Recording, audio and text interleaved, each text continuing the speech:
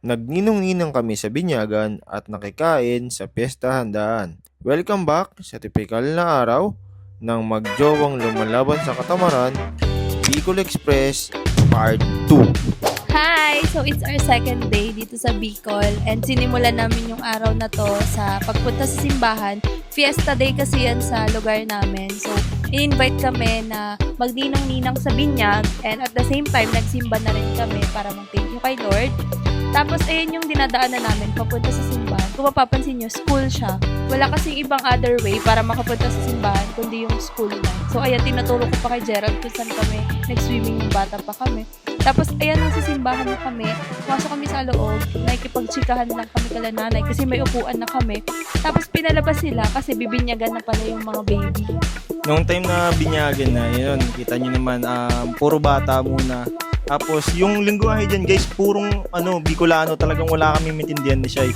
Ano na lang kami, kapakapa na lang kasi dahil dati naman kami servant sa simbahan din namin. So, ito, ayan, binabas-basan na yung bibi. Angkat nga ng batang yun, guys, yung lalaki yun. Then, ayun, pagkatapos bas-basan, pinabalik na kami sa aming upuan. Pagdating sa upuan namin, guys, tamang paypay ulit kami kasi medyo may kainitan yung area. Actually, parang chapel lang siya, di ba, Mal? Oo, chapel. So ayan, hirap na hirap si Gerald magbuhat ng baby dyan. Dapat bibigay niya sa akin pero hindi ko makuha kasi hawak ko yung camera. So napilitan siyang bitbitin yung baby. Kasi yung time na yun, naiyak na yung bata, hindi ko alam yung gagawin. And may shades ako dyan. Gusto kong aluin, kaso hindi. I mean, baka kasi masaktan. Kaya ang ginawa ko, binalik ko na lang sa tatay. Tapos magkatapos ng binyag, dumiretso kami sa unang stop namin dahil nga nakayain kami. Diyan sa pesta nila, guys, sabi ni Shai, ano daw yun, ang daming handaan yun kada bahay, di ba lang? Yes. Yan yung fiesta na busog-lusog talaga kasi bawat dadanan mong bahay, aalokin ka ng pagkain. Tapos mahihiya ka na lang din tumanggi. So ito, mataas naming kumain din sa mismong binyag. Kita mo si Briello, lobat pa siya dyan, guys. Kasi nga, tawag ito, kagigising lang din talaga ng batang yan. Sinama lang namin para umattend ng misa at saka makasama sa binyag. Ito si Cheska, init na init, no? Kita mo naman yung mukha, nagmamantika. Tapos, ito, nakiinom na lang din ako dahil sabi ko nga, di ba, medyo may kainitan yung araw na yan, pati yung pinuntahan namin. Si Denden naman dito, ang itim, no? Babad na babad kasi yan ng swimming yung nakaraang araw, eh. So, second stop na namin to ng kainan. Nakita nyo, andyan yung mga kamag-anak na talaga namin. And then, ayan, ang daming pagkain. Sobrang dami namin nakain dyan.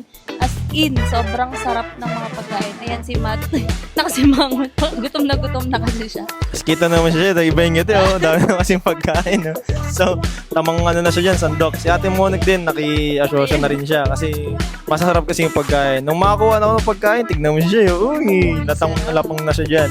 Pagkatapos namin kumain yan, lumabas ako para maghanap ng panghimaga. Sakto may dumating na ng mga ice cream. So, binilang ko muna yung dalawang bata, ayan, si Cheska at saka si Denden, dahil nakatambay sila. And binilang ko rin si Shai, pati ito si Batang Briel. Ngayon, lobat penter, mamaya-maya, tingnan nyo yung energy yan. Okay na daw siya kasi nga, nakain na, tapos ready for swimming na. Ayan si Matt. May sinasabi siya dyan, pero nag-loading siya. Hindi niya alam kung paano niya itutuloy ito sabihin. Tapos ang dami niyang kwento, di ba guys? Pag may hawak talaga siyang camera, papogi lang siya ng papogi. Ayan, ganyan. Puro ganyan ang ginagawa niya. And then, ayan, magsiswimming na kami. It's swimming time na naman. Walang katapusan. Kaya kita niyo yung energy ng batang yan, nauna pa sa akin bumabaw. Kasi nga, nung araw na yan, tinrang namin siya na nauna na mag-swimming sila nanay. Tapos iba yung tigin niya sa amin. So doon ulit kami nag-swimming, guys, kung saan kami nag-swimming nung isang araw. Tapos kita nyo naman, no, iba yung energy niya talaga, guys. Pagbaba namin, kita nyo naman, no, di ba? Nakipagharutan ka agad, ibang-iba yung energy niya. Siya nga pala si Briel, guys, papakilala ko lang. Siya ang anak ng panganay ni Kuya Jomben. So kita nyo yung ngiti, vampire tooth. Hawak niya yung camera, guys, tapos iba yung energy niya yan. Para na siya nag-vlog yan. Tingnan niya, di ba? Ang kulit ng mga bata, no? Tapos ito, nung papakita pa siya ng tricks niya. Papakita niya pa kay Ate Shay niya yan. Yo. Ate Shay, gayahin mo ako. Pumunta pa yun sa slide, guys. Kasi tingnan niyo yung gagawin niya. Kasi nga, gusto niyo matry yung slide din. Tapos tingnan niyo yung mangyayari. Boogs. Di ba? Pag-ahon niya dyan, guys. Nalunod. Sobrang magka-excited niya. Pagka-ahon niya yan, guys, yung sabi niya, ayaw niya na daw ulitin kasi nga, grabe daw yung experience. Tapos dito, may nakita pa kaming, lechon dito, guys. May lechon pala dito. Nililechon siya, guys. So, siksikin to ba? Point. Pagkatapos dito, guys, ng lechonan, ito, kita niyo sa tikes, yan nyo. Para lang siyang sa Encantadia, yung batis ng katotohanan. Dito naman si Morris nag-demo ng nagagamba. Tapos niyan, ito. After nyan guys, nag-usap kami ni Shaila kasi kailangan namin magkaroon ng deep talks. Yung kami mag-deep talks guys, sa ilalim ng tubig. Kanal na deep talks. At niyang mataas kami mag-swimming, kinagabihan ito, gumala na naman kami. Pupunta kami sa sayawan nito kasi may mga sayawan niya dito, diba? Sabi ko last video. Kasi di kami nakapunta dahil nga pagod kami no first day. And dito, nung makarating kami sa area, grabe, ang daming tao. Umpisa pa lang ng sayawan, nagda-dance na sila. Diyan makikita mo na yung mga nagsasayawan. Legit pala talaga yung sayawan guys sa probinsya na. Ewan ko, dito mo ata talaga makikita yung organic encounter.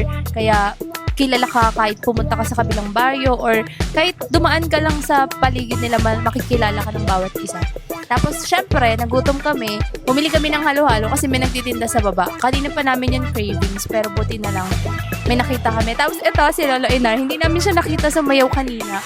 Nakaupo lang kasi siya nung pagdating namin. Tapos, umulan na kasi guys, kaya bumaba na rin sila and umuwi na rin kami. So ayun, tinanong pa namin siya kung anong naramdaman niya. Sabi niya, malungkot kasi di niya raw napakita sa amin yung tinatago ng mga dance moves. Pagkatapos ng yan, konting sandali, ay ayan, umuwi na kami at meron kami sinakyan dito na L300. So, yung laman ng L300, yung laman ng L300 ay yung mga lola ko na grabe, akala mo kung edad ay mga 16 kung magsisayaw, di ba? Sa next episode guys, makikita nyo kung gaano kalupit sumayaw to si Lolo Enar, pati na rin si Nanay Pe. Kaya salamat sa pagtambay, hanggang sa muli, paalam!